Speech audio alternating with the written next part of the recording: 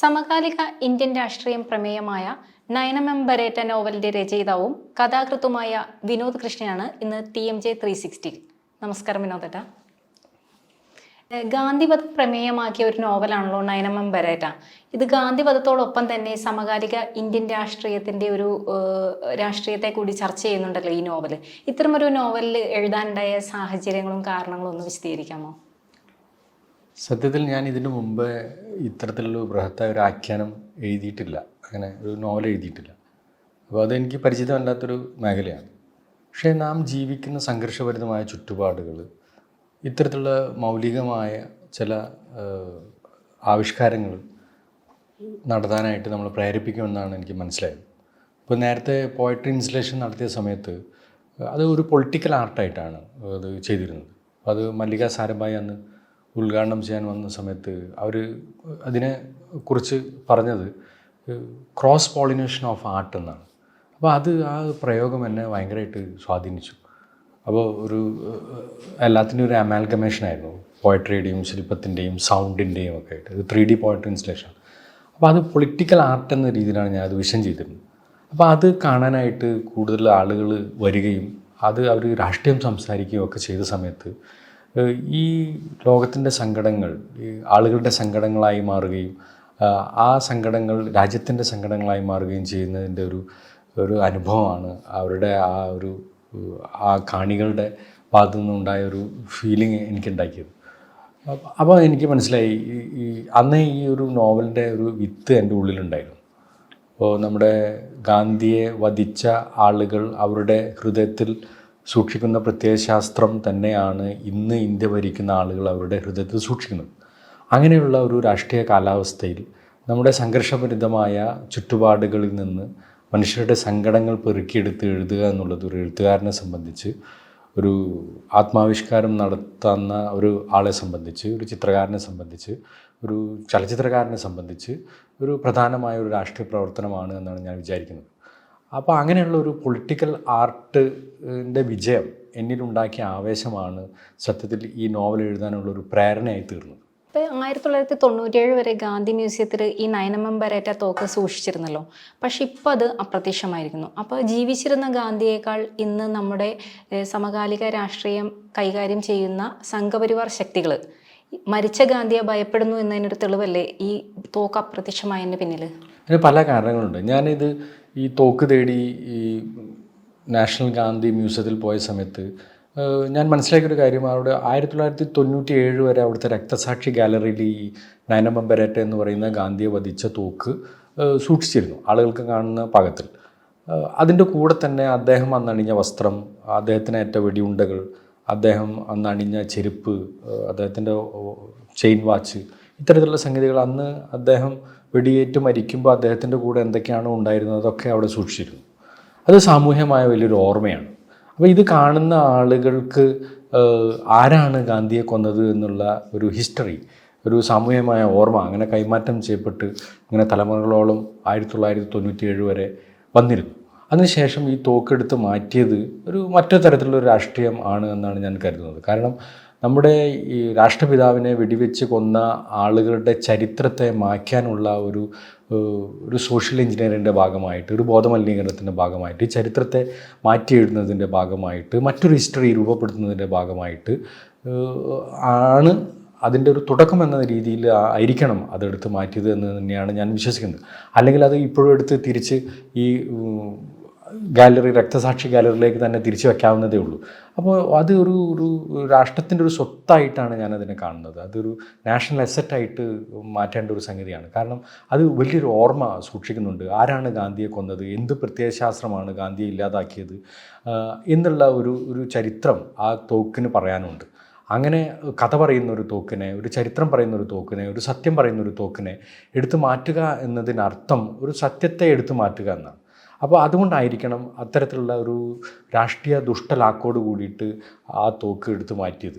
അപ്പോൾ ഇപ്പോൾ ഞാൻ ഈ ഗാലറീൻ്റെ പുറത്ത് വന്നപ്പോൾ എന്നെ അലട്ടിയൊരു കാര്യം എന്താണെന്ന് വെച്ചാൽ, ഇങ്ങനെ അസാസിനേഷൻ നടന്നിട്ടുള്ള എല്ലാ രാജ്യങ്ങളിലും ഇത്തരം മഹാന്മാരായ ആളുകളെ ഇല്ലാതാക്കിയ രാഷ്ട്രീയം ത്തിനെതിരെ സംസാരിക്കാനായിട്ട് അസാസിനേഷൻ നടന്ന സ്ഥലങ്ങൾ, അതുമായി ബന്ധപ്പെട്ടുള്ള എല്ലാ കാര്യങ്ങളും തന്നെ ഒരു ചരിത്രമായിട്ട്, ഒരു മ്യൂസിയമായിട്ട് സൂക്ഷിച്ചിട്ടുണ്ട്. അത് വരും തലമുറക്ക് ഇതാരാണ് ചെയ്തത്, ഈ കൃത്യം എങ്ങനെയാണ് ഉണ്ടായത്, എന്തുകൊണ്ട് ഇങ്ങനെ സംഭവിച്ചു, ഈ രാജ്യത്തിന് അത് എന്താണ് ഗുരുതരമായ ഒരു പരിക്കേൽപ്പിച്ചത് എന്നൊക്കെ പറയുന്ന രീതിയിൽ ആ ഹിസ്റ്ററി സൂക്ഷിക്കാനായിട്ട് ഇത്തരം കാര്യങ്ങളൊക്കെ സൂക്ഷിച്ചിട്ടുണ്ട്. അപ്പോൾ മാർട്ടിൻ ലൂതർ കിങ്ങിൻ്റെ അസാസിനേഷൻ നടന്ന സമയത്ത് അതുമായി ബന്ധപ്പെട്ട ആ കില്ലേഴ്സ് വന്ന കാറ് പോലും അവിടെ സൂക്ഷിച്ചിട്ടുണ്ട്. പക്ഷേ ഗാന്ധിയെ വധിക്കാൻ പോയ ആളുകൾ ഉപയോഗിച്ച കാറ് ഇന്നൊരു ഒരു ഒരു സ്വകാര്യ വ്യക്തിയുടെ കയ്യിലാണ്. അദ്ദേഹം അത് കില്ലർ കാർ എന്നാണ് അത് അറിയപ്പെടുന്നത്.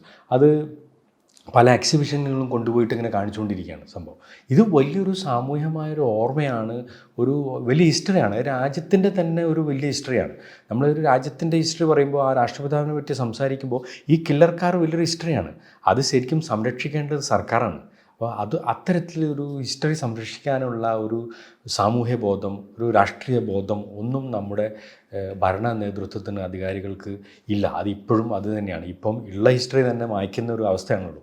ഇപ്പോൾ താജ്മഹൽ എന്ന് പറയുന്ന ഒരു ലോകത്തിലെ 7 വണ്ടറുകളിൽ ഒന്നായ ഈ താജ്മഹൽ നാളെ അത് സവർക്കറിൻ്റെ പ്രണയകുടീരമാണെന്ന് സ്ഥാപിക്കുന്ന രീതിയിലൊക്കെ ചരിത്രത്തെ വളച്ചൊടിക്കുന്ന ഒരു രാഷ്ട്രീയ കാലാവസ്ഥയിൽ ഈ തോക്ക് തിരിച്ചെടുക്കേണ്ടതുണ്ട്. ആ തോക്കിൻ്റെ വീണ്ടെടുപ്പാണ് സത്യത്തിൽ. ആ വീണ്ടെടുപ്പ് എന്ന് പറയുമ്പോൾ അത് ആ കൊലയാളികളുടെ പ്രത്യയശാസ്ത്രം എന്താണ് എന്ന് ലോകത്തെ പറയാനുള്ള ഒരു ബാധ്യത എന്ന നിലയ്ക്ക് ആ തോക്കിൻ്റെ വീണ്ടെടുപ്പായിട്ടാണ് ഞാൻ ഈ നോവലിനെ കാണുന്നത്.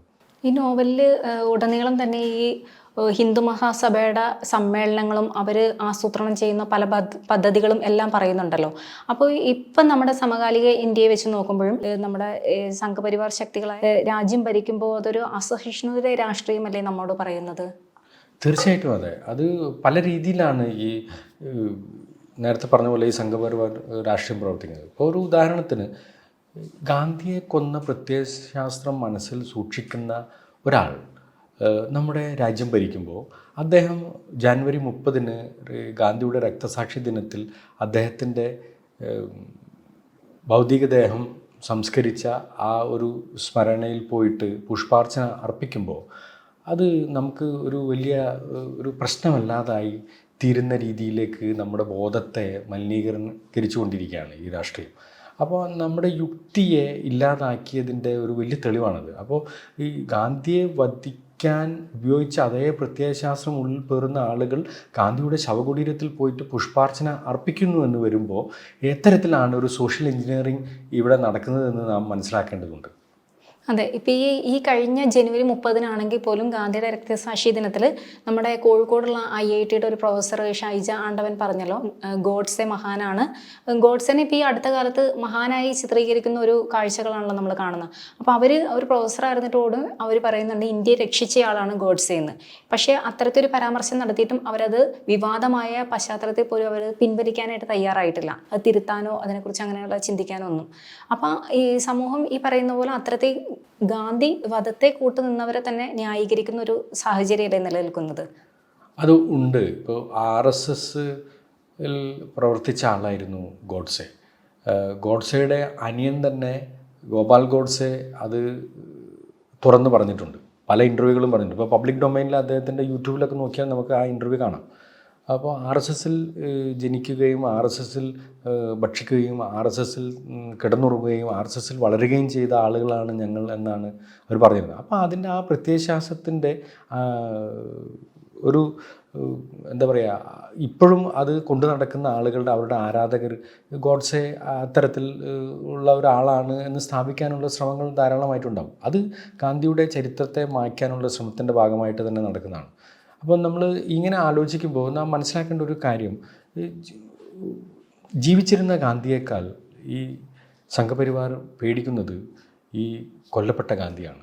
കാരണം അതുകൊണ്ടാണ് ഈ പുതിയ പാർലമെൻറ്റ് നിർമ്മിച്ചപ്പോഴും അതിനു മുമ്പിൽ സവർക്കറുടെ പ്രതിമ നിർമ്മിക്കാനുള്ള ധൈര്യം ഇവർക്കില്ലാതെ പോയത്. കാരണം ഈ ഫാസിസ്റ്റുകൾക്കെതിരെയുള്ള സമരം എന്ന് പറയുന്നത് ഇന്ത്യക്കകത്ത് ഇന്ത്യൻ പൗരന്മാരുടെ മാത്രം ഒരു സമരമല്ല. കാരണം ഇതിൻ്റെ കൺസേൺ എന്ന് പറയുന്നത് ലോകം മുഴുവനുമുള്ള ജനാധിപത്യ വിശ്വാസികളുടെ കൺസേണാണ്. അതുകൊണ്ട് പെട്ടെന്ന് ഗാന്ധിയെ ഇല്ലാതാക്കാനുള്ള ഒരു ശ്രമം അവരുടെ ഭാഗത്തു നിന്ന് ഉണ്ടാകാനുള്ള സാധ്യത കുറവാണ്. അപ്പോൾ അതുകൊണ്ട് ഈ ഗോഡ്സെയെ ആരാധിക്കുന്ന ആളുകൾ ഇടയ്ക്കിടയ്ക്ക് ഇങ്ങനെ പൊങ്ങി വരികയും അത് വിളിച്ചു പറയുകയും ചെയ്യുമ്പോൾ പോലും RSS ഈ ഗാന്ധി വധത്തിൻ്റെ പിന്നിലുള്ള ആളുകളൊന്നും RSSകാരായിരുന്നില്ല എന്ന് സ്ഥാപിക്കാനാണ് എപ്പോഴും ശ്രമിച്ചിട്ടുള്ളത്. ഇപ്പോൾ അങ്ങനെ ഈ ഗോഡ്സെ RSSകാരാണ് എന്ന് പറയുന്ന ആളുകൾക്കെതിരെ നിയമ നടപടികൾക്ക് പോകുന്നു, അവരെ ആക്രമിക്കാൻ പോകുന്നു. ഇതൊക്കെ നമ്മൾ സമീപ രാഷ്ട്രീയ കാലാവസ്ഥയിൽ നാം കണ്ടതാണ്. അതുകൊണ്ട് ഈ ഗോഡ്സെ RSSകാരനാണെന്ന് എൻഡോസ് ചെയ്യാൻ RSSന് മടി ഉള്ളത് ഇപ്പോൾ ഇത്രയും വലിയ ഭരണകൂട ഭീകരത നടത്തുമ്പോഴും അവർക്കതിന് ധൈര്യം വരാതെ പോകുന്നത് ഇത്തരത്തിലുള്ള കൺസേൺ ഉള്ള ഒരു വലിയ ഫോഴ്സ് അപ്പുറത്തുള്ളത് കൊണ്ടാണ്. ഇപ്പോൾ ഈ 2024 തിരഞ്ഞെടുപ്പ് ആഗതമായിരിക്കുകയാണല്ലോ. അപ്പോൾ ഈ ഒരു സാഹചര്യത്തിൽ ഇനി വരാനിരിക്കുന്ന തിരഞ്ഞെടുപ്പിൽ മോദി ഭരണം ആവർത്തിക്കാനിടയുള്ള ആയിട്ട് ഒരു സാധ്യതകൾ നിലനിൽപ്പുണ്ടല്ലോ. അപ്പോൾ ഒരു ബ്രാഹ്മണിക്കൽ ഇന്ത്യയെ ഇവർ വാർത്തെടുക്കാനായിട്ടുള്ള ശ്രമങ്ങൾ ഈ 2 തുടർ ഭരണത്തിനും നടന്നു കഴിഞ്ഞു. അപ്പോൾ മൂന്നാമതൊരു ഭരണം ഈ സംഘപരിവാർ ശക്തികൾക്ക് കിട്ടിക്കഴിഞ്ഞാൽ എന്തായിരിക്കും നമ്മുടെ രാഷ്ട്രീയത്തിൽ സമകാലിക ഇന്ത്യയിൽ വരാൻ പോകുന്ന മാറ്റങ്ങൾ എന്നാണ് തോന്നുന്നത്? ഈ ബോധമലിനീകരണം കൊണ്ടാണ് നമുക്ക് ഈ അടുത്ത ഇലക്ഷനിലും ഇവർ തന്നെ വരുമോ എന്നുള്ളൊരു ചോദ്യം അല്ലെങ്കിൽ അങ്ങനെ ഒരു പറയാൻ നമുക്ക് സാധിക്കുന്നത്. പക്ഷെ ഞാൻ വളരെ ഓപ്റ്റിമിസ്റ്റിക് ആയിട്ട് ഒരാളാണ്. ഞാൻ അങ്ങനെ കരുതുന്നില്ല. കാരണം നമ്മളെ ഈ കഴിഞ്ഞ 9 വർഷക്കാലത്തെ കണക്കുകൾ പരിശോധിച്ചാൽ, ഇവർ തന്നെ പറഞ്ഞിട്ടുള്ള കണക്കുകൾ പരിശോധിച്ചാൽ നമുക്കത് മനസ്സിലാവും എത്രമാത്രം ദുരന്തം നിറഞ്ഞ ഒരു ഭരണ നേതൃത്വമാണ്, അല്ലെങ്കിൽ എന്തുമാത്രം ഇന്ത്യയെ നശിപ്പിച്ച ഒരു ഭരണകൂടമാണ് നിലനിൽക്കുന്നതെന്ന് നമുക്ക് മനസ്സിലാവും. ഇപ്പോൾ ഉദാഹരണത്തിന് കഴിഞ്ഞ 9 വർഷക്കാലത്തിനിടയ്ക്ക് 12 ലക്ഷം സ്ത്രീകളെയും കുട്ടികളെയുമാണ് ഇന്ത്യയിൽ കാണാതായത്. അതിൽ ഒരു പെൺകുട്ടിയോ ഒരു സ്ത്രീയോ പോലും കേരളത്തിൽ നിന്നില്ല, സൗത്ത് ഇന്ത്യയിൽ നിന്നില്ല എന്ന് നമ്മൾ മനസ്സിലാക്കണം. അപ്പോൾ എത്തരത്തിലാണ് ഈ ഭരണകൂടം, ഇത് ഇവരുടെ മന്ത്രി തന്നെ പാർലമെൻറ്റിൽ പറഞ്ഞൊരു കണക്കാണ്. പക്ഷേ ഇങ്ങനെ കണക്ക് പറയുമ്പോഴും മറ്റ് ചില ഏജൻസികൾ പറയുന്ന മറ്റ് ഓട്ടോണമസ് ബോഡിയിൽ നിന്നുള്ള പഠനങ്ങളുടെ അടിസ്ഥാനത്തിൽ ആരെങ്കിലും പറയുന്ന കണക്ക് ഇവർക്കെതിരാകുമ്പോൾ അവർക്കെതിരെ യുദ്ധം പ്രഖ്യാപിക്കുന്ന ഒരു ഭരണകൂടമാണുള്ളത്. ഇപ്പോൾ 18% ആളുകൾക്ക് ഇന്ത്യയിൽ കക്കൂസില്ല എന്ന് ഒരു ഓട്ടോണമസ് ബോഡിയിലൊരു ആളുടെ പേര് ഞാൻ പറയുന്നില്ല, ഒരു ആൾ പറഞ്ഞപ്പോൾ, അതിൻ്റെ ഹെഡ് പറഞ്ഞപ്പോൾ അദ്ദേഹത്തോട് രാജിവെക്കാനാണ് ഇവർ ആവശ്യപ്പെട്ടത്. അദ്ദേഹം അത് നിഷേധിച്ച സമയത്ത് അദ്ദേഹത്തെ പുറത്താക്കുകയാണ് ഉണ്ടായത്. അപ്പോൾ ഇത്തരത്തിലാണ് ഭരണകൂടം ഇങ്ങനെയുള്ള യാഥാർത്ഥ്യത്തോട് ഏറ്റുമുട്ടുന്നത്. അതുകൊണ്ട് ഇവരുടെ ഒരു രാമരാജ്യം ഉണ്ടാവും എന്ന് പറയുമ്പോൾ കോൾമേർക്കൊള്ളുന്ന ആളുകളുണ്ടാവും. സത്യത്തിൽ ഈ രാമരാജ്യം എന്താണ് എന്ന് കൂടി നാം പരിശോധിക്കേണ്ടതുണ്ട്. ഒന്നാമത് രാമനെക്കുറിച്ച് പറയുകയാണെങ്കിൽ ഈ രാമൻ എന്ന് പറയുന്നത് ഒരു സുന്ദരമായ രാജ്യം ഉണ്ടാക്കിയ ആളായതുകൊണ്ട് ഒരു രാമരാജ്യം ഉണ്ടാകുമ്പോൾ അത്തരത്തിലുള്ളൊരു വളരെ വികസിതമായ മൂല്യബോധമുള്ള ഒരു സംസ്കാരമുള്ള ഒരു ഭൂമികയായിട്ട് രാജ്യം മാറുമെന്നാണ് പലരും വിചാരിക്കുന്നത്. പക്ഷേ അതങ്ങനെയല്ല. ഇപ്പോൾ അമ്പലം പാർലമെൻ്റ് ആവുകയും പാർലമെൻറ്റ് അമ്പലമാവുകയും ചെയ്യുന്ന ഒരു രാഷ്ട്രീയ കാലാവസ്ഥയിൽ ഇത്തരത്തിലുള്ള ഗിമ്മിക്കുകൾ കൊണ്ടൊന്നും ദീർഘകാലം ആളുകളെ പറ്റിക്കാനായിട്ട് പറ്റുമെന്ന് എനിക്ക് തോന്നുന്നില്ല. കാരണം യാഥാർത്ഥ്യത്തോട് അടുക്കുമ്പോൾ ആളുകൾ ഈ സത്യം തിരിച്ചറിയുകയും ഇവർക്കെതിരെ ഇവർ തന്നെ പടച്ചുവിട്ട ആളുകൾ ഇവർക്കെതിരായി തീരുകയും ചെയ്യുന്ന ഒരു വലിയ ഒരു ശക്തി രൂപപ്പെട്ടു വരുമെന്ന് തന്നെയാണ് ഞാൻ കരുതുന്നത്. അതുകൊണ്ട് ഇത്തരത്തിലുള്ള ഫാസിസ്റ്റുകളുടെ ഭരണം ലോകത്തൊരിടത്തും തന്നെ ദീർഘകാലം നിലനിന്നിട്ടില്ല. ലോകം കണ്ട ഏറ്റവും വലിയ ഫാസിസ്റ്റായ ഹിറ്റ്ലർ വീണിട്ടുണ്ട്. അതിനേക്കാൾ വലിയ ഹിറ്റ്ലറല്ല ഇന്ത്യ ഭരിക്കുന്നത് എന്നാണ് ഞാൻ കരുതുന്നത്. അതുകൊണ്ട് ഇവിടെ ഈ രാജ്യം ഭരിക്കുന്ന ഹിറ്റ്ലർമാരും വീഴും. ഈ നോവലിൽ 1948 പിന്നെ സമകാലിക ഇന്ത്യൻ രാഷ്ട്രീയവുമാണല്ലോ ചർച്ച ചെയ്യുന്നത്. അപ്പോൾ ഗോഡ്സെയിൽ നിന്ന് ഗോദ്രയിലേക്ക് എത്തുമ്പോൾ ഒരു ചരിത്രത്തിൻ്റെ ഒരു പരിണാമം അവിടെ സംഭവിക്കുന്നുണ്ടല്ലോ. അപ്പോൾ ഈ 2 കാലങ്ങളെ എങ്ങനെയാണ് ഒരു നോവലിൽ എഴുതപ്പെട്ടത്?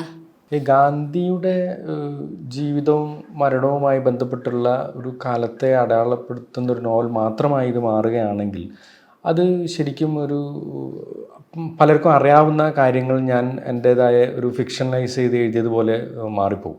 അപ്പോൾ അങ്ങനെ ആലോചിച്ചപ്പോൾ ഞാൻ കരുതി 2 കാരണങ്ങളുണ്ട്. ഒന്ന്, ഇതിനൊരു ഫാസിസത്തിൻ്റെ ഒരു തുടർച്ചയുണ്ട്. ഈ ഇന്ത്യയിലെ ആദ്യത്തെ ഭീകരവാദികളുടെ കഥ പറയുമ്പോൾ അതേ ഭീകരവാദികളുടെ തുടർച്ചയാണ് ഇന്ന് രാജ്യം ഭരിക്കുന്നത് എന്നുള്ളൊരു ബോധ്യം നമുക്കുണ്ടല്ലോ. അപ്പോൾ ഇതിനെ കൂട്ടിയിണക്കുക എന്നുള്ളത് ഒരു നോവലിനെ സംബന്ധിച്ച് അത് വലിയൊരു ചലഞ്ചിങ് ആയിട്ടാണ്, അല്ലെങ്കിൽ അതിൻ്റെ ഒരു ക്രാഫ്റ്റിലേക്ക് അങ്ങനെ വരുമ്പോൾ അത് കുറേ കൂടി നന്നാവുമെന്ന് എനിക്ക് തോന്നി. അതുകൊണ്ടാണ് ഞാനിത് ഒരു ജുട്ടോ ബോക്സ് ഇത് എഴുതിയത്. ഒരു പഴയ കാലവും 1948 പിന്നീട് 2017 വരെയുള്ള ഒരു കാലം ആൾട്ടർനേറ്റീവ് ചാപ്റ്ററിൽ അങ്ങനെ കൊടുക്കാനിടയത്. അത് പിന്നെ ഇതിൻ്റെ ഒരു ക്രാഫ്റ്റായിട്ട് മാറുകയാണ് ഉണ്ടായത്. അങ്ങനെ ചെയ്തതുകൊണ്ടാണ് ഈ നോവൽ കൂടുതൽ വായിക്കപ്പെട്ടത് എന്നാണ് എനിക്ക് തോന്നുന്നത്. അല്ലെങ്കിൽ അത് ഗാന്ധി വധവുമായി ബന്ധപ്പെട്ട രേഖ പോലെ ആയിപ്പോയേനെ. അത് ഒരു കപൂർ കമ്മീഷൻ റിപ്പോർട്ട് പോലെയോ അല്ലെങ്കിൽ അതിൻ്റെ ഒരു FIR പോലെയോ അല്ലെങ്കിൽ ഈ വധവുമായി അന്ന് ജീവിച്ചിരുന്ന ആളുകളുടെ ഒരു ഫസ്റ്റ് ഹാൻഡ് റിപ്പോർട്ട് പോലെയോ ഒക്കെ ആയി മാറിപ്പോയേനെ. കാരണം അത്തരത്തിലുള്ള ഡാറ്റകൾ അനവധി പബ്ലിക് ഡൊമൈനിലും അല്ലാതെയും ഒക്കെ ഉണ്ട്. അത് പലതരത്തിൽ ഫിക്ഷൻ അത്തരത്തിൽ കൂടുതൽ വന്നിട്ടില്ല എന്നേ ഉള്ളൂ. അപ്പോൾ അങ്ങനെയുണ്ട്. അപ്പോൾ അങ്ങനെ അല്ലാതാക്കണം എന്നുള്ളത് ഒരു എഴുത്തുകാരൻ എന്ന നിലക്ക്, ഒരു ക്രിയേറ്റർ എന്ന നിലക്ക് എന്തെങ്കിലും ഒരു മൗലികത കൊണ്ടുവരിക എന്നുള്ളത് എൻ്റെ ഒരു ആഗ്രഹമായിരുന്നു. അങ്ങനെ ചിന്തിച്ച സമയത്താണ് ഇങ്ങനെയുള്ള ഒരു ഐഡിയ വന്നത്. അതുകൊണ്ടാണ് അത് ജുറ്റോപോക്സ് എഴുതിയത്. ഈ നോവലിൽ ഒത്തിരി സ്ത്രീ കഥാപാത്രങ്ങളെ ഉൾക്കൊള്ളിച്ചിട്ടുണ്ടല്ലോ. അതിലൊന്ന് മനോരമ സാൻവി, മേധ കോഹ്ലി, പിന്നെ പ്രകൃതി ടാക്കൂർ, അങ്ങനെ ഒരുപാട് പേരെ കൊണ്ടുവന്നിട്ടുണ്ട്. ഇത്തരം ഒരു രാഷ്ട്രീയ നോവലിലേക്ക് ഇങ്ങനെ ഒരു ശക്തമായ സ്ത്രീ കഥാപാത്രങ്ങളെ എത്തിച്ചതിന് എന്താണ് കാരണം? അല്ല, പൊതുവേ ഞാൻ വരുന്നൊരു സ്ത്രീ ഭൂരിപക്ഷ പ്രദേശത്തു നിന്നാണ്. എൻ്റെ വീടും അങ്ങനെയാണ്. നേരത്തെ ഞാൻ താമസിച്ച സ്ഥലങ്ങളിലൊക്കെ അങ്ങനെയാണ്. മറ്റ് അമ്മയുടെ അടുത്തായാലും മേമ്മയുടെ അടുത്തായാലും ഒക്കെ. അപ്പോൾ ഇവരുടെ സ്ത്രീകൾ ഭയങ്കര സ്ട്രോങ് ആയിട്ടുള്ള ആളുകളാണെന്നുള്ളത് ഞാൻ കുട്ടിക്കാലം മുതലേ എനിക്കറിയാം. അതുമാത്രമല്ല, ഈ നമ്മുടെ മനുഷ്യരുടെ സങ്കടങ്ങൾ മനസ്സിലാക്കുന്നത് പോലെ തന്നെ അവർ ചുറ്റുപാടുകളിലുള്ള സമൂഹത്തിൻ്റെയും അല്ലെങ്കിൽ രാഷ്ട്രത്തിൻ്റെയും ഒക്കെ സങ്കടങ്ങൾ മനസ്സിലാക്കുന്ന ആയിട്ടാണ് എനിക്ക് അനുഭവപ്പെട്ടിട്ടുള്ളത്. ഇവരുടെയൊക്കെ ജീവിതം നേരിട്ട് ഞാൻ അനുഭവിച്ചപ്പോൾ എനിക്ക് മനസ്സിലായൊരു കാര്യം അതാണ്. അപ്പോൾ ഈ രാഷ്ട്രീയത്തിൽ തന്നെ ഈ സംഘപരിവാറിൻ്റെ ലായത്തിലുള്ള സ്ത്രീകൾ അനുഭവിക്കുന്ന ദുരന്തപൂർണമായൊരു മറ്റൊരു ജീവിതമുണ്ട്. അത് ഞാൻ ഈ സാമൂഹ്യമായ ഓർമ്മയിലൂടെ കടന്നുപോയപ്പോൾ ഇതിൻ്റെ എഴുത്തുമായി ബന്ധപ്പെട്ട് കുറേ ആളുകളെ കാണുകയും അവരുടെ ഫസ്റ്റ് ഹാൻഡ് റിപ്പോർട്ടുകൾ എടുക്കുകയൊക്കെ ചെയ്ത സമയത്ത് എനിക്ക് ബോധ്യം വന്നൊരു കാര്യമാണ്. അതുപോലെ ഈ ട്രോൾ ആർമികളെക്കുറിച്ച് സാധ്വി ചതുർവേദിയെ പോലുള്ള ആളുകൾ പുസ്തകം എഴുതുകയും അവരുടെ ഇൻ്റർവ്യൂ ഒക്കെ വായിക്കുകയൊക്കെ ചെയ്ത സമയത്ത് എങ്ങനെയാണ് ഫാസിസ്റ്റുകൾ അവരുടെ കരുക്കളായിട്ട് ഉപയോഗിക്കുന്നത് എന്നുള്ളതിൻ്റെ ഒരു ഹിസ്റ്ററി എനിക്ക് ലഭിക്കുകയുണ്ടായി. അപ്പോൾ അതിൻ്റെ ഒരു ആവിഷ്കാരം എന്ന നിലക്ക് അത്തരത്തിലുള്ള ജീവിതത്തെ അടയാളപ്പെടുത്തുക ഒരു ഉത്തരവാദിത്തമാണ് ഇത്തരത്തിലൊരു നോവൽ എഴുതുമ്പോൾ എന്നുള്ള ഒരു ബോധ്യം എനിക്ക് വന്നു. അതിൻ്റെ അടിസ്ഥാനത്തിലാണ് ഇത്തരം സ്ത്രീ കഥാപാത്രങ്ങളെ ഞാനിതിൽ ബോധപൂർവമാണ് കൊണ്ടുവന്നിരിക്കുന്നത്. ഇപ്പോൾ ഇതൊരു ശക്തമായ ഒരു രാഷ്ട്രീയ നോവൽ എന്ന് തന്നെ നമുക്ക് പറയാമല്ലോ. പക്ഷേ ഇതിൽ പ്രണയമുണ്ട്, പിന്നെ സെക്സ് ഉണ്ട്, അങ്ങനെ പല ഇത് എല്ലാം കൂടി സമന്വയിപ്പിച്ചിട്ടുള്ള ഒരു നോവലാണ്. അപ്പം അങ്ങനെ ആ നോവലിനെ എത്തിക്കാനുണ്ടായ ഒരു സാഹചര്യം എന്താണ്? അല്ല, ഇത് റിയാലിറ്റിയാണ് സത്യത്തിൽ. കാരണം ഇതിൽ നാരായണ ആപ്തയുടെ പ്രണയം വളരെ ഗ്ലോറിഫൈ ചെയ്ത് എഴുതി എന്നുള്ളൊരു സംസാരം അല്ലെങ്കിൽ അത്തരത്തിലൊരു ആരോപണം പലരും എൻ്റെ സുഹൃത്തുക്കൾ തന്നെ പറഞ്ഞിട്ടുണ്ട് ഇത് വായിച്ച സമയത്ത്. എന്തിനാണ് ഇത്രയും ഇൻറ്റൻസായിട്ട് ഇത് പറഞ്ഞത് എന്നുള്ളത്. പക്ഷേ ഞാൻ അവരോട് പറഞ്ഞത്, ലോകം കണ്ടിട്ടുള്ള ഏറ്റവും വലിയ ഫാസിസ്റ്റ് വലിയ കാമുകനായിരുന്നു ഹിറ്റ്ലർ. ഇവാ ബ്രൗണിൻ്റെ പ്രണയമൊക്കെ നമുക്കറിയാമല്ലോ. ഈ നാരായണാപ്തെ അങ്ങനെ തന്നെയായിരുന്നു. അപ്പോൾ അദ്ദേഹത്തിൻ്റെ FIR പരിശോധിച്ചാൽ അല്ലെങ്കിൽ ആ കേസ് ഡയറി പരിശോധിച്ചാൽ ഇദ്ദേഹം മനോരമ സാൽവിയുമായി സഞ്ചരിച്ച വഴികൾ നമുക്ക് മനസ്സിലാവുകയും അത് പല ഹോട്ടലുകളിൽ അവർ താമസിക്കുകയും അവർ പ്രണയപൂർവ്വം ടൂറ് പോയ കുറേ സംഗതികളൊക്കെ ഹിസ്റ്ററിയിലുണ്ട്. അപ്പോൾ ഇതൊക്കെ പരിശോധിക്കുമ്പോൾ നമുക്ക് മനസ്സിലാവുന്നത് ഒരേ സമയം കാമുകനായിരിക്കുകയും ഒരേ സമയം വംശഹത്യ നടത്താൻ തൻ്റെ മനസ്സിനെ പ്രാപ്തമാക്കി ഇരിക്കുകയും ചെയ്യുന്ന ഒരാളായിട്ടാണ്. അപ്പോൾ അതൊരു വലിയ ഒരു കോംപ്ലക്സിറ്റി ഒരു എന്താ പറയുക, അദ്ദേഹത്തിൻ്റെ ചിന്തയിലും അദ്ദേഹത്തിൻ്റെ ജീവിതത്തിനും ഒക്കെ ഉണ്ട്. അപ്പോൾ ഒരു ദ്വൈവ്യക്തിത്വം എന്നൊക്കെ പറയുന്ന രീതിയിലുള്ള ഡുവൽ പേഴ്സണാലിറ്റി ആയിട്ടുള്ള ഒരാൾ. അപ്പോൾ അത് ഒരു ഇൻട്രസ്റ്റിംഗ് ആയിട്ടുള്ളൊരു ഏരിയയാണ്. അത് ശരിക്കും മനഃശാസ്ത്രപരമായിട്ടാണ് ഞാൻ അതിനെ സമീപിച്ചത്. അപ്പോൾ അതുകൊണ്ടാണ് അത്തരത്തിലുള്ള പ്രണയവും രതിയും ഒക്കെ അതിൽ വന്നത്. പിന്നെ ഭാവന അതിൽ ഇല്ല എന്ന് ഞാൻ പറയുന്നില്ല. കാരണം ഇപ്പോൾ ഇവർ ഒരു ഹോട്ടലിൽ മുറിയെടുത്ത് എന്ന് FIRൽ പറയുമ്പോൾ ആ ഹോട്ടലിൻ്റെ ഉള്ളിൽ അവർ രാത്രി കഴിഞ്ഞപ്പോൾ എന്താണ് നടന്നതെന്ന് നമുക്കറിയില്ല. അപ്പോൾ അത് ഞാൻ മനസ്സിലാക്കുന്നത് അടുത്ത ദിവസം ഇവരുടെ ചെയ്തികൾ എങ്ങനെയാണ് എന്ന് വരുമ്പോൾ അതിൻ്റെ ഒരു തീരുമാനം അന്ന് രാത്രി ആ മുറികൾക്കുള്ളിൽ നടന്നിട്ടുണ്ടാവും എന്നുള്ളൊരു ഒരു ഒരു സാമാന്യ ഒരു കോമൺ സെൻസിൽ ആണ് ഞാൻ അതിനെ സമീപിച്ചത്. അപ്പോൾ ആ ഒരു രീതിയിലാണ് ആ മുറിയിൽ രാത്രി എന്ത് നടന്നു എന്നുള്ളത് ഞാൻ ആവിഷ്കരിച്ചത്. അത് നമ്മുടെ ചരിത്രത്തിൻ്റെ ലൂപ്പ് ഹോളുകളിൽ ഫിക്ഷൻ നിറയ്ക്കുന്ന ഒരു പ്രോസസ്സായിട്ടാണ് ഞാൻ അതിനെ സമീപിച്ചത്. വിനോദത്തിൽ ഈ നോവലിൽ നയനമ്മ ബെറേറ്റയുടെ തുടക്കം തൊട്ട് അവസാനം വരെ എല്ലായിടത്തും ഒരു പല്ലി ഒട്ടിയിരിപ്പുണ്ട്. അതൊരു ഭയങ്കര കൗതുകമായിട്ടും തോന്നുന്നുണ്ട്. പക്ഷെ ചില സമയത്ത് അതൊരു എല്ലാം കണ്ടു നിൽക്കുന്ന ഒരു മൗനിയായ ഒരു നിരീക്ഷകനായിട്ടും ഫീൽ ചെയ്യുന്നുണ്ട്. ഇത്തരത്തിൽ ഒരു പല്ലിയെ അതിലേക്ക് കൊണ്ടുവരാനുണ്ടായ സാഹചര്യം എന്താണ് ആ പല്ലിയെ കൊണ്ട് ഉദ്ദേശിക്കുന്നത്? ശരിക്കും അതൊരു മെറ്റഫറായിട്ട് ഉപയോഗിച്ചാണ് ഞാൻ. ഇപ്പോൾ ഉദാഹരണത്തിന് ഇപ്പോൾ നാരായണ ആപ്തെ അദ്ദേഹത്തിൻ്റെ ഭാര്യയുമായിട്ട് സംസാരിക്കുന്നു. അപ്പോൾ ഭാര്യയുടെ മനോഗതങ്ങൾ ഇദ്ദേഹം അറിയുന്നില്ല. അപ്പോൾ അവിടെ നെറേറ്റീവിൻ്റെ ഒരു സൗകര്യത്തിന് വേണ്ടിയിട്ട് ആ നെറേറ്ററായിട്ടാണ് അവിടെ പല്ലി വരുന്നത്. അപ്പോൾ ഈ നാരായണ ആപ്തയുടെ ഭാര്യയുടെ മനോവ്യാപാരങ്ങൾ ഈ പല്ലിയാണ് നെറേറ്റ് ചെയ്യുന്നത്. അപ്പോൾ അതൊരു ക്രാഫ്റ്റായിട്ട് ഇങ്ങനെ സ്വീകരിച്ചാണ് ഞാൻ. അപ്പോൾ അത് ഒരു ചാപ്റ്റർ അത് എഴുതി കഴിഞ്ഞപ്പോൾ പിന്നെ പല്ലി എന്നെ പിന്തുടരുകയാണുണ്ടായത്. അതുകൊണ്ട് ആ പല്ലിയെ തുടർന്ന് ഈ നോവലിൽ അവതരിപ്പിക്കേണ്ടി വന്നു. ഇപ്പോൾ പഴയ കാലത്തെ പല്ലിയും പുതിയ കാലത്തെ പല്ലിയും അങ്ങനെ പല്ലി പറയുന്ന കുറേ ഫിലോസഫിക്കലായിട്ടുള്ള കുറേ കാര്യങ്ങളുണ്ട്. അത് ഒരു തേർഡ് പേഴ്സണിൽ ഞാനത് പറയുമ്പോൾ അതിനൊരു അത്ര പഞ്ച് വരാനുള്ള സാധ്യത കുറവാണ്. അത് ഒരു ശരിയാവില്ല അവിടെ. അതൊരു പല്ലി പറയുമ്പോൾ അതിനൊരു കൗതുകമുണ്ട്, അത് കുറേ കൂടി വിശ്വസനീയമാണ് അങ്ങനെ വരുമ്പോൾ. അപ്പോൾ അങ്ങനെയാണ് ആ പല്ലിയുടെ ഒരു ജീവിതം ഈ ഇതിൽ വന്നത്. ഈ മേധയായിട്ടൊക്കെ സംസാരിക്കുമ്പോഴും എല്ലാ സ്ഥലത്തും ഈ പല്ലിയുടെ പ്രത്യേകിച്ച് സ്ത്രീകൾ വരുമ്പോഴാണ്. കാരണം അതിന് രണ്ട് കാരണങ്ങളുണ്ട്. ഒന്ന്, പല്ലി എന്ന് പറയുന്നത് നമ്മളെപ്പോഴും വീടിൻ്റെ അകത്ത് കാണപ്പെടുന്ന ഒരു ജീവിയാണ്. അന്നത്തെ കാലത്ത് ഈ നോവലിൽ വന്നിട്ടുള്ള സ്ത്രീ കഥാപാത്രമൊക്കെ തന്നെ വീടിൻ്റെ അകത്തോ അല്ലെങ്കിൽ പുരുഷൻ്റെ അകത്തോ ഒക്കെ ഞെരുങ്ങിപ്പോയ ആളുകളാണ്.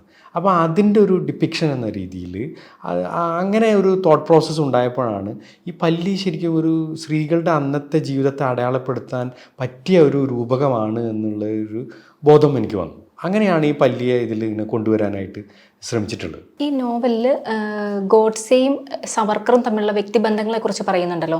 അപ്പോൾ അതിൽ ഗോഡ്സെ സവർക്കറുടെ ഗേ പാർട്ട്ണർ ആണെന്ന് ഈ ഗണ്ടാശയായിട്ട് പ്രസിദ്ധീകരിച്ചപ്പോൾ അതിൽ പറഞ്ഞിരുന്നല്ലോ. പക്ഷെ നോവൽ വന്നപ്പോൾ അതിനെ മറ്റൊരു തലത്തിലേക്കല്ലേ അതിനെ മാറ്റി എഴുതിയിട്ടില്ലേ? ഇല്ല, ആ ഒരു കാര്യം ഞാൻ മാറ്റി എഴുതിയിട്ടില്ല. അത് ഞാൻ ഈ നോവല് ഗണ്ടശ വന്ന് ഇതിനെ വീണ്ടും എഡിറ്റ് ചെയ്ത സമയത്ത്, പുസ്തകമാക്കുന്ന രൂപത്തിലേക്ക് വന്ന സമയത്ത് ചില വാക്കുകളൊക്കെ മാറ്റി എന്നല്ലാതെ ഞാൻ ആ ഒരു സ്റ്റേറ്റ്മെൻറ്റ് അതങ്ങനെ തന്നെ വായിക്കുമ്പോൾ നമുക്ക് കിട്ടും. പിന്നെ ഒരാൾ ഗേ ആയിരിക്കുക എന്നുള്ളത് ഒരു മോശം കാര്യമായിട്ട് എനിക്ക് തോന്നുന്നില്ല. ഇപ്പോൾ ഒരു ഫാസിസ്റ്റ് ഗേ ആയിരിക്കുക എന്നുള്ളതും ഒരു മോശം കാര്യമായിട്ട് എനിക്ക് തോന്നുന്നില്ല. പക്ഷെ ഒരാൾ ഫാസിസ്റ്റ് ആയിരിക്കുക എന്നുള്ളതാണ് പ്രശ്നം. അതാണ് ദുരന്തം. മറ്റത് നമ്മുടെ ഒരു LGBTQ പോലുള്ള ഒരു സമൂഹത്തെ നാം അംഗീകരിക്കേണ്ടതുണ്ട്. അത് ഒരു ഫാസിസ്റ്റ് ഗേ ആയിരുന്നത് കൊണ്ട് ഒരു പ്രശ്നമുണ്ട് എന്ന് എനിക്ക് തോന്നുന്നില്ല. അത് ഗോഡ്സെ ഗേ ആണെന്ന് പറയാൻ അതിൻ്റെ വക്താക്കൾക്ക് ചിലപ്പോൾ ഒരു പ്രശ്നമുണ്ടാവും, കാരണം സവർക്കർ അപ്പുറത്ത് നിൽക്കുന്നത് കൊണ്ട്. പക്ഷേ ഇത് പബ്ലിക് ഡൊമൈനിലൊക്കെ ഉള്ളൊരു കാര്യമാണ്. ഇത് ഫ്രീഡം അറ്റ് മിഡ് നൈറ്റ് എന്ന് പറയുന്ന പുസ്തകത്തിൽ ഇത് വളരെ കൃത്യമായിട്ട് പറഞ്ഞിട്ടുണ്ട്. അതിൻ്റെ പുതിയ എഡിഷനിൽ അതുണ്ടോ എന്ന് എനിക്കറിയില്ല. എൻ്റെ കയ്യിലുള്ള എഡിഷനിൽ അതുണ്ട്. അപ്പോൾ അത് സ്ഥാപിക്കപ്പെട്ടൊരു സംഗതിയാണ്. ഒരു ഗേ ആയിരിക്കുക എന്നുള്ളതൊരു മോശം കാര്യമായിട്ട് ഞാൻ കരുതുന്നില്ല. അത് ഒരാൾ ഫാസിസ്റ്റ് ആയിരിക്കുക എന്നുള്ളതാണ് ദുരന്തം. ഈ നോവലിൽ പറയുന്നുണ്ടല്ലോ ഗോഡ്സെയുടെ ചിതാഭസ്മം കൊടുത്തുവിടുന്നതിനെ കുറിച്ചിട്ട്. അപ്പോൾ ഈ ഗോഡ്സെയുടെ ചിതാഭസ്മമായി കൊടുത്തുവിടുന്ന പശുവിനെ കത്തിച്ച ചാരമായിട്ടാണല്ലോ ഇതിൽ പരാമർശിച്ചേക്കുന്നത്. അപ്പോൾ എന്താണ് അങ്ങനെ ഒരു? അതെ, അത് ഇവരിപ്പം ഈ ഗോഡ്സെയുടെ ചിതാഭസ്മമാണ് എന്ന് പറഞ്ഞ് സൂക്ഷിക്കുന്ന ഒരു വ്യാജ ദേശീയ ബോധം ഉൽപ്പാദിപ്പിക്കാൻ വേണ്ടിയിട്ട് അവരുടെ അണികളെ കൂടെ നിർത്താൻ വേണ്ടിയിട്ടൊക്കെ ആ ഒരു കലശത്തിൽ ഇത് ഉണ്ട് എന്ന് വിശ്വസിച്ചാണ് ഇത് കൊണ്ടുപോയിട്ടുള്ളത്. അപ്പം ഞാനിത് സൂക്ഷിക്കുന്നത്, അപ്പം ഞാനിത് ആലോചിച്ച സമയത്ത് അന്ന് കോൺഗ്രസ് സർക്കാരാണ് ഭരിച്ചിരുന്നത്. അന്ന് ഗാന്ധിയെ കൊന്ന ഘാതകനായ ഗോഡ്സെ വലിയ ഐക്കണായി മാറരുത് എന്ന് അന്നത്തെ രാഷ്ട്രീയ നേതൃത്വം തീരുമാനിച്ചിട്ടുണ്ടാവും. അതുകൊണ്ടാണല്ലോ ജയിലിൽ തന്നെ അത് സംസ്കരിച്ചത്. അല്ലെങ്കിൽ ഈ കൊലക്കാരിൽ നിന്ന് ഈ ഡെഡ് ബോഡി എടുത്തിട്ട് ഇവരുടെ ബന്ധുക്കൾക്കോ അല്ലെങ്കിൽ മറ്റു രീതിയിൽ അത് സംസ്കരിക്കാൻ വിട്ടുകൊടുക്കാമായിരുന്നു. പക്ഷെ അത് ചെയ്തിട്ടില്ല. അപ്പോൾ അതിനർത്ഥം ഇങ്ങനെ ഒരാൾ പുറത്തേക്ക് ഒരു ഡെഡ് ബോഡി ആയിട്ട് അതൊരു വിലാപയാത്രയായി മാറുകയും അത് വേറെ തരത്തിലുള്ളൊരു രാഷ്ട്രീയം ഉൽപ്പാദിപ്പിക്കുന്ന ആളുകളെ നിർമ്മിക്കുകയും ഒക്കെ ചെയ്തു കഴിഞ്ഞാൽ അത് വലിയൊരു പൊളിറ്റിക്കൽ ഫോഴ്സായി മാറുകയും അത് പിന്നീട് വലിയ ഇന്ത്യക്ക് തന്നെ ഒരു പ്രശ്നമായി തീരുകയും ചെയ്യും എന്നുള്ളൊരു ബോധ്യം അവർക്കുള്ളത് കൊണ്ടായിരിക്കണം അവർ ആ ഡെഡ് ബോഡി അന്ന് വിട്ടുകൊടുക്കാതെ ഈ ജയിലിൻ്റെ അകത്ത് തന്നെ സംസ്കരിച്ച് ജയിൽ വളപ്പിൽ അങ്ങനെ സംസ്കരിച്ച് എന്ന് പറയപ്പെടുന്ന ഈ ബോഡിയുടെ ചിതാഭസ്മം എന്ന് പറഞ്ഞു കൊടുത്തത് ഒരു പക്ഷേ ഇങ്ങനെ ആയിക്കൂടാ ഇല്ലല്ലോ എന്നുള്ള എൻ്റെ ഒരു കടന്ന ചിന്തയാണ് അങ്ങനെ ഒരു ഫിക്ഷൻ ഉണ്ടാക്കാനായിട്ട് ഞാൻ ഇതിൽ എഴുതുമ്പോൾ ശ്രമിച്ചിട്ടുള്ളത്. അത് അങ്ങനെ തന്നെ ആവുമെന്നാണ് ഞാൻ കരുതുന്നത്. കാരണം അത് സൂക്ഷിച്ച് വെക്കേണ്ട ഒരു ചിതാഭസ്മമല്ല. ഇപ്പം ഇത്തരത്തിലൊരു പരാമർശമൊക്കെ നടത്തിയ ഈ ഒരു നോവൽ എഴുതിയ സമയത്ത് അല്ലെങ്കിൽ അതിന് ശേഷമാണെങ്കിലും എന്തെങ്കിലും ഭീഷണികളോ അങ്ങനെ എന്തെങ്കിലുമൊക്കെ ഉണ്ടായിട്ടുണ്ടോ? ഇല്ല, അങ്ങനെയൊന്നുമില്ല. കാരണം ഇത് ഞാൻ പറയുന്നത് ഇവിടെ നടന്നിട്ടുള്ള സത്യത്തെ അടിസ്ഥാനമാക്കിയിട്ടുള്ള കാര്യങ്ങളല്ലോ. അത് ഞാൻ ഫിക്ഷണലൈസ് ചെയ്തു എന്നേ ഉള്ളൂ. ഇതൊക്കെ ഇവർക്കൊക്കെ അറിയാവുന്ന കാര്യമാണ്. ഉള്ളിൽ ഇവർ ഇത് എൻജോയ് ചെയ്യുന്നുണ്ടാവും ഒരു പക്ഷേ. കാരണം അക്രമികൾ എപ്പോഴും അക്രമത്തെക്കുറിച്ച് സംസാരിക്കുകയും അക്രമം ചെയ്യുകയും ഒക്കെ ചെയ്യുമ്പോഴാണ് അവർക്ക് കൂടുതൽ ആഹ്ലാദം ഉണ്ടാവുക എന്നാണ് ഞാൻ കരുതുന്നത്. അത്തരത്തിൽ ഒരു റൈറ്റ് ബ്രെയിൻ പ്രവർത്തിക്കാത്ത ആളുകളാണ് ഈ ഫാസിസ്റ്റുകൾ. അതുകൊണ്ട് പിന്നെ ഈ അക്ഷരവിരോധികൾ കൂടിയാണല്ലോ. പക്ഷേ ഇത് പറയുമ്പോഴും നാം മനസ്സിലാക്കേണ്ടത്, ഇപ്പോൾ ജയ്പൂർ ഫെസ്റ്റിവൽ പോലുള്ള ഒരു ഫെസ്റ്റിവലിൽ നാം കരുതിയിരുന്നത് പുരോഗമനപരമായ എന്തോ സംഗതിയാണ് അവിടെ സംഭവിക്കുന്നതെന്നാണ്. പക്ഷേ ഈ JLF ഈയിടെ നടന്ന JLFനെ കുറിച്ച് ഒരു വിവാദം വന്നിട്ടുണ്ട്. അതിൽ രാംമോഹൻ വൈദ്യ എന്ന് പറയുന്ന RSSൻ്റെ ഒരു നേതാവ് അതിൽ പങ്കെടുക്കുകയും അതിൽ വളരെ പിന്തിരിപ്പനായ ഒരു സ്റ്റേറ്റ്മെൻറ്റ് അദ്ദേഹം ആ ചർച്ചയിൽ പറയുകയാണ്. യേശുക്രിസ്തു ഇന്ത്യയിലാണ് ജനിച്ചിരുന്നതെങ്കിൽ അദ്ദേഹം ഒരിക്കലും ക്രൂശിക്കപ്പെടില്ലായിരുന്നു എന്നുള്ളൊരു രീതിയിലുള്ള സ്റ്റേറ്റ്മെൻറ്റാണ് അദ്ദേഹം പറഞ്ഞത്.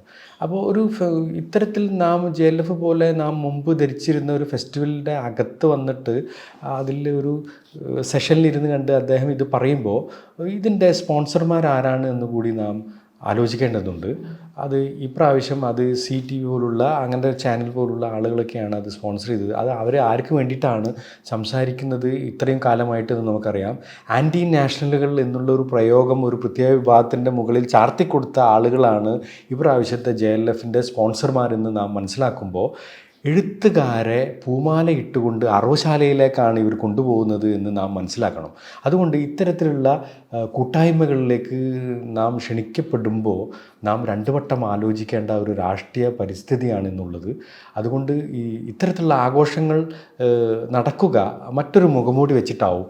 അപ്പോൾ ആ മുഖംമൂടിയുടെ പിറകിൽ ആരാണ് ഉള്ളത് എന്ന് പരിശോധിക്കാതെ നമുക്ക് ഇത്തരത്തിലുള്ള വലിയ കൂട്ടായ്മകളുടെ ഭാഗമാവാൻ ഇനി പറ്റില്ല. വിനോദത്തിന് ഈ നോവലിൽ കാശ്മീരിനെ കുറിച്ചും പരാമർശിച്ചിട്ടുണ്ടല്ലോ. അപ്പോൾ അത്തരം ഈ രാഷ്ട്രീയ നോവലിലേക്ക് കാശ്മീരിനെ ഉൾപ്പെടുത്താണ്ടായ സാഹചര്യം എന്താണ്? കാശ്മീർ ഇന്ത്യയുടെ വേവുന്നൊരു അടുപ്പാണെന്നുള്ളത് നമുക്കറിയാം പണ്ട് മുതലേ.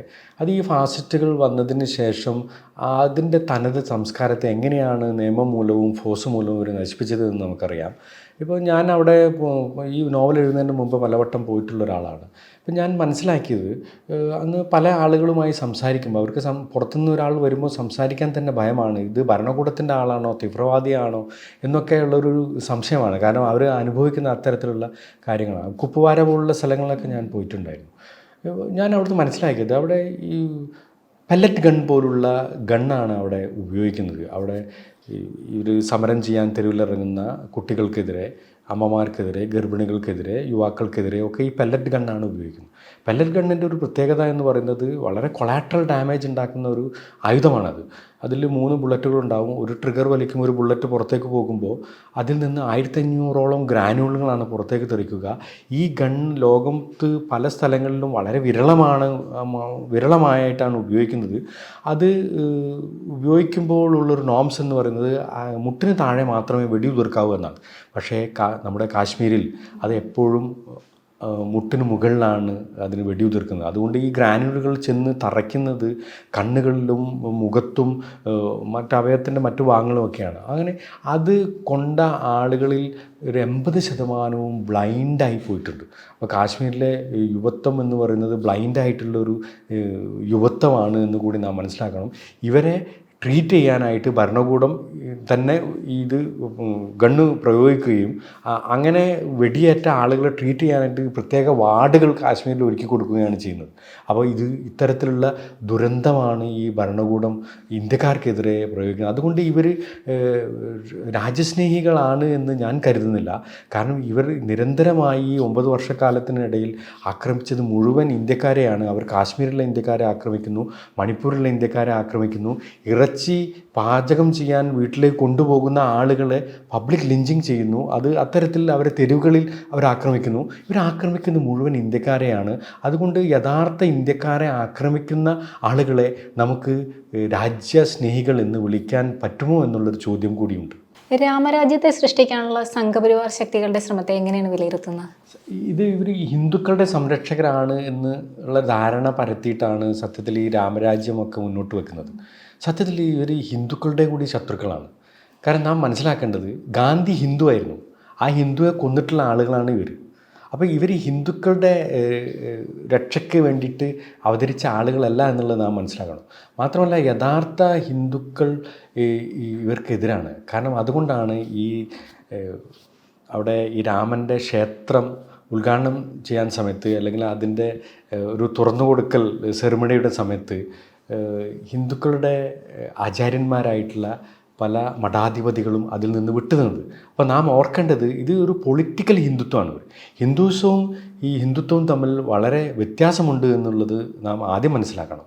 ഇപ്പോൾ ഹിന്ദുക്കളൊക്കെ ഈ ന്യൂനപക്ഷങ്ങൾക്കെതിരാണ് അല്ലെങ്കിൽ മറ്റ് വിഭാഗങ്ങൾക്കെതിരാണ് എന്നുള്ള ഒരു നെറേറ്റീവാണ് എപ്പോഴും ഇവർ കൊണ്ടുവരുന്നത്. പക്ഷെ ഞാൻ അപ്പോഴൊക്കെ ഓർക്കുന്നത് അപ്പുറത്ത് നിൽക്കുന്ന ഈ വളരെ കമ്മ്യൂണൽ ഹാർമണി ആഗ്രഹിക്കുന്ന ഒരു വലിയ വിഭാഗം ഹിന്ദുസത്തിൽ വിശ്വസിക്കുന്ന കുറേ ആളുകളുണ്ട്. ഇപ്പോൾ ഞാൻ ബീഹാറിൽ ജനിച്ച ഒരാളാണ്. UP ജയരാജിൻ്റെ ബീഹാർ പോലുള്ള കഥകൾ വായിച്ച് എനിക്ക് ഭയങ്കര ഈ സാഹിത്യത്തിലേക്ക് എന്നെ പ്രചോദിപ്പിച്ച ഒരു കഥാകാരൻ കൂടിയാണ് അദ്ദേഹം ബീഹാറിനെ കുറിച്ച് എഴുതിയിട്ടുണ്ട്. ബീഹാറിൽ ഈയിടെ ഞാൻ എൻ്റെ ഒരു സുഹൃത്തിനെ വിളിച്ച സമയത്ത് ബീഹാറിൽ നടന്നൊരു സംഗതി അവൻ എന്നോട് പറഞ്ഞപ്പോൾ ഞാൻ ഞെട്ടിപ്പോയി. കാരണം എനിക്ക് വലിയ ആഹ്ലാദമുണ്ടായി. അവിടെ മാരി എന്ന് പറയുന്ന ഒരു വില്ലേജുണ്ട്. ആ വില്ലേജിൽ വളരെ ദാരിദ്ര്യം അനുഭവിക്കുന്ന ആളുകളാണുള്ളത്. അവർക്ക് നിത്യ വേല ചെയ്ത് കിട്ടുന്ന പണം അവരുടെ വിശപ്പ് മാറ്റാൻ പോലും തികയാത്ത രീതിയിലുള്ള സാമൂഹ്യ അവസ്ഥയുള്ളൊരു സ്ഥലമാണ് ഈ മാരി എന്ന് പറയുന്നത്. അപ്പോൾ അവിടുന്ന് പുതിയ ജീവിത ചുറ്റുപാടുകൾ തേടി, നല്ല ജീവിതം തേടി ആളുകൾ മുഴുവൻ ആ ഗ്രാമത്തിന് പുറത്തേക്ക് പോവുകയാണ്. അപ്പോൾ അവിടെ മുസ്ലിം വിഭാഗത്തിൽപ്പെട്ട കുറേ ആളുകൾ, കുറച്ച് ആളുകൾ അവിടെ ഉണ്ടായിരുന്നുള്ളൂ. അവരൊക്കെ തന്നെ ഇത്തരത്തിൽ മറ്റുള്ള ജനവിഭാഗങ്ങൾ നല്ല ജീവിതം തേടി ഈ ഗ്രാമത്തിന് പുറത്തേക്ക് പോയതുപോലെ ഇവരും പോയ സമയത്ത് അവിടെ ഈ ന്യൂനപക്ഷങ്ങളില്ലാതെ പോയി. മാരി എന്ന സ്ഥലത്ത് മുസ്ലിം വിശ്വാസികളില്ലാതെ പോയി. പക്ഷേ 200 വർഷത്തോളം പഴക്കമുള്ളൊരു പള്ളി അവിടെ ഉണ്ട്. അപ്പോൾ ഈ ആളുകളൊക്കെ തന്നെ ഈ മുസ്ലിം വിഭാഗത്തിൽപ്പെട്ട ആളുകളൊക്കെ തന്നെ ജോലി തേടി നല്ല ജീവിതം തേടി ഈ മാരി എന്ന് പറയുന്ന ഗ്രാമത്തിൽ നിന്ന് പുറത്തേക്ക് പോയ സമയത്ത് ഈ പള്ളി അവിടെ അനാഥമായി പോയി. പക്ഷേ അവിടുത്തെ ഹിന്ദുക്കൾ നിത്യവും ആ പള്ളിയെ അടിച്ച് വാരി വൃത്തിയാക്കി വെക്കുകയും 5 നേരം ബാങ്കിൻ്റെ റെക്കോർഡ് അവിടെ പ്ലേ ചെയ്യുകയും ചെയ്യാണ്. ഇത് കേൾക്കാൻ അവിടെ മുസ്ലിം വിശ്വാസികളില്ല എന്നുള്ളതാണ് മറ്റൊരു കാര്യം. അപ്പോൾ ഇത്തരത്തിൽ തങ്ങളുടെ അയൽക്കാരോട്, തങ്ങളുമായി ഇടകലർന്ന് ജീവിച്ച മനുഷ്യരോട് ഒരു ഐക്യപ്പെടാൻ വേണ്ടി അവരുടെ സംസ്കാരത്തെ നിലനിർത്തുന്നു എന്നുള്ളത് നമ്മുടെ ബഹുസ്വരതയുടെ ഏറ്റവും വലിയൊരു പ്രതീകമായിട്ട് മാറേണ്ട ഒരു സംഗതിയാണ്. അപ്പോൾ ഇത്തരത്തിൽ ഇവരുടെ ഈ പ്രതിലോമകരമായ രാഷ്ട്രീയവും അതുപോലെ തന്നെ ബോധമലിനീകരണവും ഒക്കെ പ്രവർത്തിക്കുന്ന കാലത്ത് തന്നെ അപ്പുറത്ത് നല്ല ഹിന്ദുക്കളുടെ ഇത്തരത്തിലുള്ള ഒരു ഹാർമണി പ്രവർത്തിക്കുന്നു എന്നുള്ളതാണ്. നിങ്ങൾ നേരത്തെ പറഞ്ഞല്ലോ അടുത്ത തവണയും ഒരു ഭരണത്തിലേക്ക് വരുമെന്നുള്ള ഒരു പ്രത്യാശ പോലെയാണുള്ളൊരു ചോദ്യമാണല്ലോ ചോദിച്ചത്. ആ പ്രത്യാശയെ കെടുത്തുന്ന കാര്യങ്ങളാണ് ഇപ്പുറത്ത് മറ്റൊരു തരത്തിലുള്ള ഒരു പ്രത്യാശയായി ഇന്ത്യയുടെ ബഹുസ്വരതയെ നിലനിർത്തുന്ന രീതിയിലുള്ള മനുഷ്യരുടെ ജീവിതം നമ്മളെ കാണിച്ചു തരുന്നത്. ഇത് വലിയ ഒരു സത്യമാണ്. ഈ സത്യമാണ് ഇവരുടെ പതനത്തിനിടയാക്കുക എന്ന് തന്നെയാണ് ഞാൻ വിചാരിക്കുന്നത്. ഈ രാമരാജ്യം നിർമ്മിക്കുന്നതിൻ്റെ ഭാഗമായിട്ടാണ് അമ്പലം അവിടെ പണിഞ്ഞിട്ടുള്ളത്. ഇതിലൊരു നെറേറ്റീവ് ഞാൻ വളരെ കൗതുകത്തോടെ ഞാൻ ശ്രദ്ധിച്ചൊരു നെറേറ്റീവാണത്. അവിടെ 25,000 ആളുകൾക്ക് ചെരുപ്പ് സൂക്ഷിക്കാനുള്ള സംവിധാനം ആ ക്ഷേത്രത്തിനകത്തുണ്ട് എന്നാണ് പറയുന്നത്. അത് ആളുകളെ കോൾമറി കൊള്ളിക്കുന്നുണ്ടാവും, ഇത്തരത്തിലുള്ള ആളുകളെ. പക്ഷെ ഞാൻ അപ്പോൾ ആലോചിച്ചത്, ഈ നോവലും എഴുതാനായിട്ട് ഞാൻ ഈ ഉത്തരേന്ത്യൻ ഗ്രാമങ്ങളിലൊക്കെ നടന്ന സമയത്ത് അവിടെ ദളിതുകളായ ആളുകൾക്ക് ഇപ്പോഴും ചെരുപ്പിട്ട് നടക്കാനുള്ള സ്വാതന്ത്ര്യം ഈ ബ്രാഹ്മണിസം അനുവദിച്ചു കൊടുത്തിട്ടില്ല.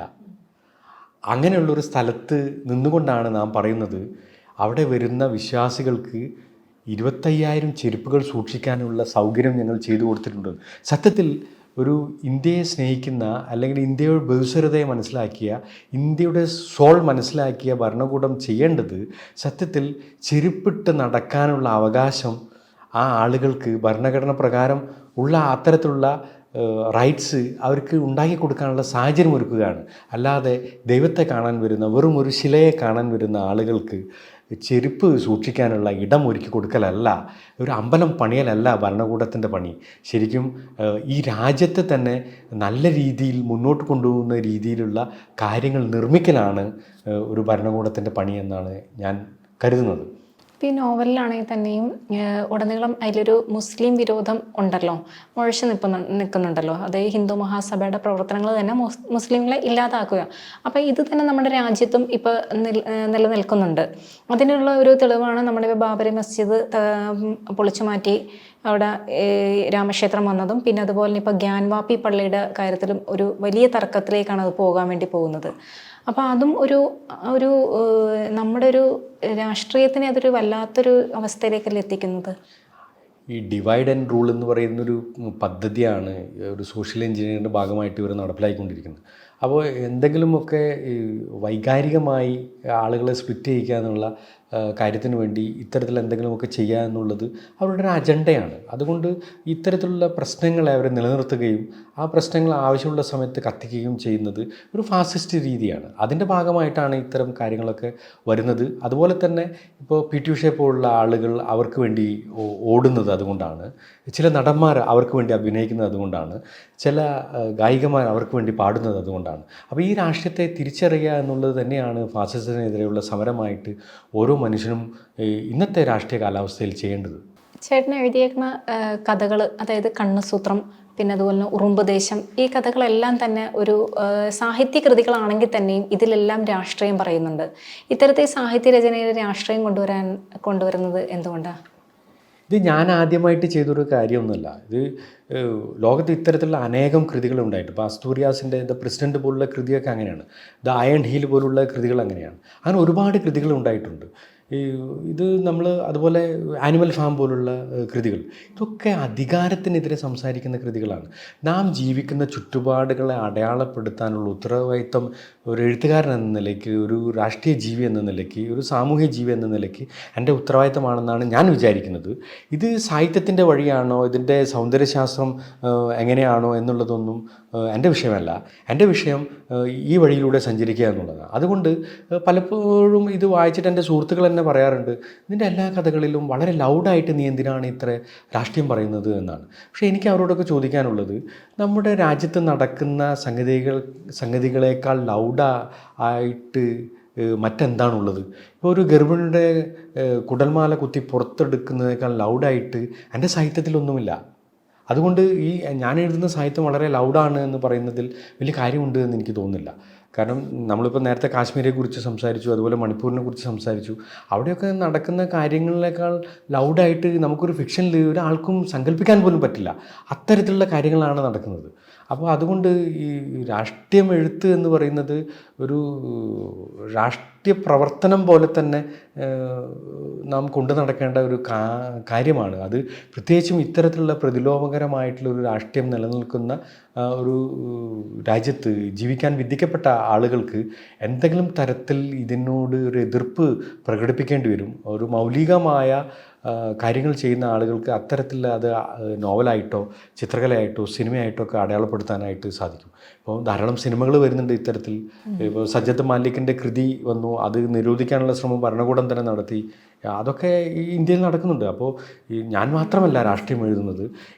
ഈ നമ്മുടെ ഇന്ത്യ ഇങ്ങനെ ശിഥിലമായി പോകുമെന്നുള്ള ആശങ്കയുള്ള എല്ലാവരും തന്നെ അത്തരത്തിലുള്ള കാര്യങ്ങളിൽ ഏർപ്പെടുന്നുണ്ട്. ഇപ്പം അന്നപൂർണി സിനിമയാണെങ്കിലും വിവാദത്തിലായല്ലോ.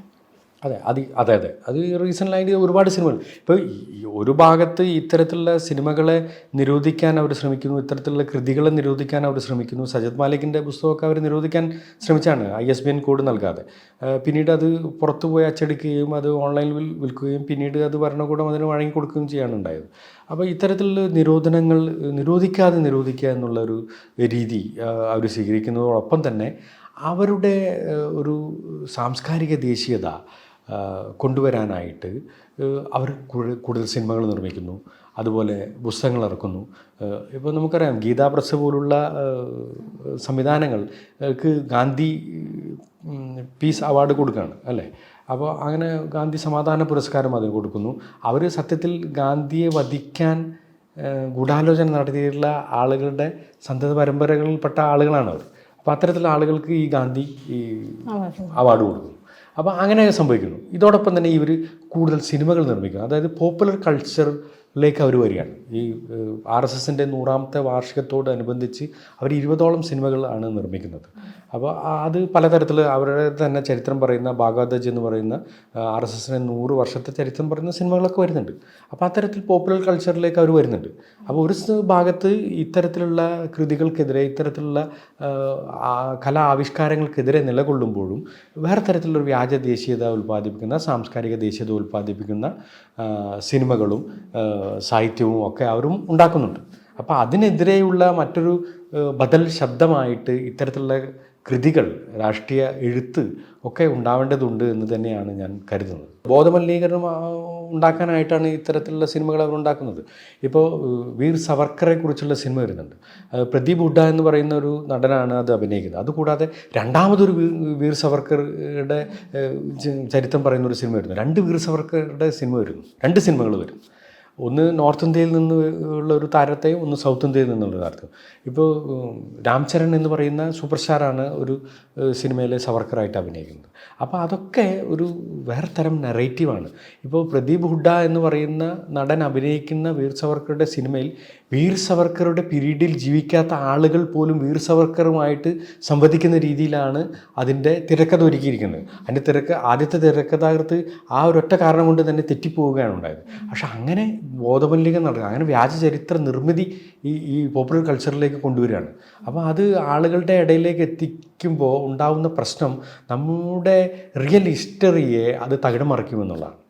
വിനോദൻ നീലം എന്നൊരു കഥയാണല്ലോ ആദ്യം പ്രസിദ്ധീകരിച്ചത്. എന്നിട്ട് ആ കഥ തന്നെ വെച്ച് ഒരു സിനിമ കൂടി ഇറക്കിയല്ലോ. അപ്പോൾ ആ സിനിമ ഇൻ്റർനാഷണൽ ഫിലിം ഫെസ്റ്റിവൽ ഉൾപ്പെടെ എല്ലാത്തിലും ഒരു അവതരിപ്പിക്കപ്പെട്ട ഒത്തിരി അവാർഡുകൾ ഉൾപ്പെടെ നേടിയിട്ടുണ്ടല്ലോ. അപ്പോൾ ആ സിനിമയ്ക്ക് ശേഷം പിന്നീട് മറ്റൊരു സിനിമ എടുക്കുന്നതിനെക്കുറിച്ചോ അങ്ങനെ എന്തെങ്കിലും ചിന്തിച്ചിട്ടുണ്ടോ? ഈ നോവൽ എഴുതുന്നതിനേക്കാൾ പ്രയാസമാണ് ഒരു സിനിമ ഉണ്ടാക്കാൻ. കാരണം അതിന് പല ഘട്ടങ്ങളുണ്ട്. അതുകൊണ്ട് ആലോചനകൾ ഇല്ലാത്തത് കൊണ്ടല്ല, അത് സംഭവിക്കാത്തത് കൊണ്ടാണ്. ഇപ്പോൾ ചുണ്ടനും കപ്പിനും ഇടയിൽ മാറിപ്പോയ ഒരുപാട് സംരംഭങ്ങളുണ്ടായിരുന്നു. അപ്പോൾ സമീപഭാവിയിൽ തന്നെ അത്തരത്തിലൊരു സിനിമ ഞാൻ ചെയ്യുമെന്നാണ് ഞാൻ ഇപ്പോഴത്തെ അതിൻ്റെ ഒരു സാഹചര്യം വെച്ചിട്ട് എനിക്ക് പറയാൻ പറ്റുന്നത്. അങ്ങനെ ഒരു ആലോചനയുണ്ട്. അത് ഉടനെ സംഭവിക്കും.